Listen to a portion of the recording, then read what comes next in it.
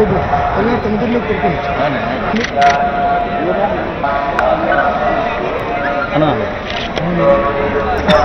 ఆ దేవదేవుడు శ్రీమన్నారాయణుడు శ్రీ వెంకటేశ్వర స్వామి తల్లి గారికి అందరికి అమ్మైనటువంటి ఒకలామాత అమ్మకు పునర్వైభవం పునర్నిర్మాణం దేవాలయంతో నిర్మించనున్నారు.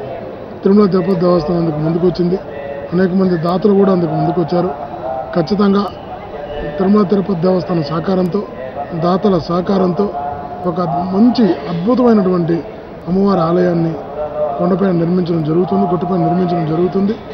ఖచ్చితంగా కూడా అమ్మక దేవాలయం కట్టడం అంటే ప్రతి ఒక్క వ్యక్తి తన అమ్మని జాగ్రత్తగా చూసుకోవాలనడానికి ఒక నిదర్శనం, ఒక స్ఫూర్తి. ఎందుకంటే ఆ దేవదేవుడు శ్రీమన్నారాయణ తన అమ్మకి అంత గౌరవిస్తున్నప్పుడు, అంత దేవాలయం నిర్మిస్తున్నప్పుడు అదే అందరికి కూడా ఒక మార్గదర్శకం.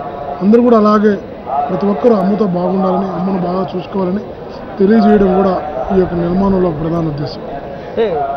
టీటీడీ ఫండ్స్ కాకుండా ఎవరు వచ్చినా టీటీడీ ఆధ్వర్యంలో నడుస్తుంది, టీటీడీ నిర్వహణ చేస్తుంది. టీటీడీ పూర్తిగా టీటీడీ కంట్రోల్ అనే టెంపుల్ ఉంటుంది. ఎవరు వచ్చినా అందరూ సేవకులు, అక్కడ అందరూ సేవకులుగా ఉంటాం. పెద్దలు పూజలు పరిపూర్ణ స్వామివారు కానీ ఎవరైనా కూడా అందరం కూడా అమ్మవారి గుడి నిర్మించాలన్న సంకల్పం, నిర్మించిన తర్వాత అమ్మవారి పూజా కైంకర్యాలు ఎవరు దాతలు వచ్చి నిర్మించినా కూడా నిర్వహణ అయితే తిరుమల తిరుపతి దేవస్థానం చేపడుతుంది.